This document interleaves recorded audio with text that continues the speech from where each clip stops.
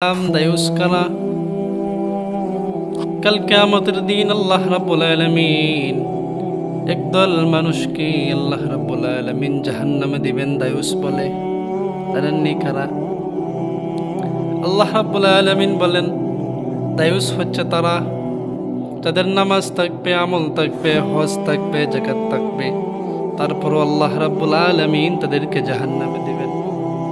কিসের জন্য জাহান্নামে দিবেন? একদল মহিলার জন্য 4 জন পুরুষ আল্লাহ রাব্বুল আলামিন জাহান্নামে দিবেন। যাদের মহিলারা আছে, আমরা একজন আরেকজনকে দায়ুস বলে গালি দিই, কিন্তু বাস্তবে দায়ুস কারা জানেন? কাল কিয়ামতের দিন আল্লাহ রাব্বুল আলামিন দায়ুস বলে ডাক দিবেন তাকে। একজন মহিলার জন্য সর্বপ্রথম দায়ুস হবে তার পিতা। সর্বপ্রথম কি? তার পিতা। দ্বিতীয় নাম্বার হচ্ছে তার বড় ভাই। তৃতীয় নাম্বার হচ্ছে তার স্বামী। চতুর্থ নাম্বার হচ্ছে তার বড় ছেলে। এই 6 জন মানুষ দায়ুস।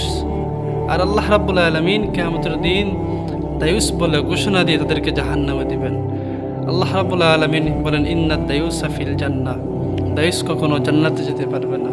কারণ কি?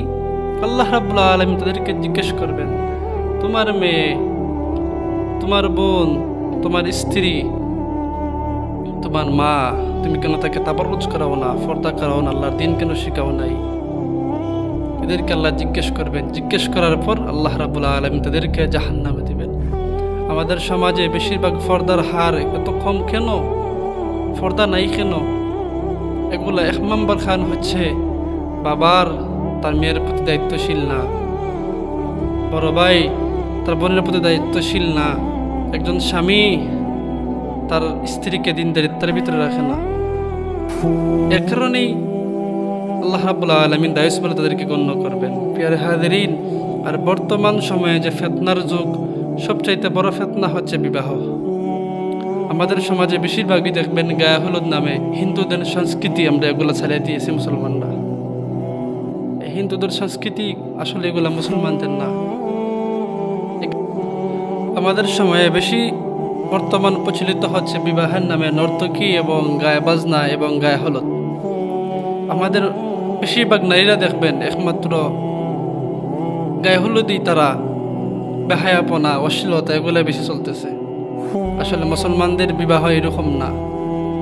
গায়ে হলুদ নামে হিন্দুদের সংস্কৃতি, অন্য ধর্মের সংস্কৃতি আমাদের মুসলমানদেরকে আমরা চালিয়ে দিতেছি এগুলা। প্রিয় হাজিরিন, আল্লাহ রাব্বুল আলামিন ধরবেন এই 4 দল মানুষদেরকে। যাদের বোন আছে, মা আছে, স্ত্রী আছে, আপনারা যদি তাদেরকে তাবাররুজ না করেন, আল্লাহ বলেন কুরআনে ওয়াকারনা ফি বুয়ুতিকুন্না ওয়ালা তাবাররাজনা তাবাররুজাল জাহিলিয়াতিল উলা। হে মহিলারা, তোমরা তাবাররুজ করো জাহিলি যুগের মহিলাদের মতো।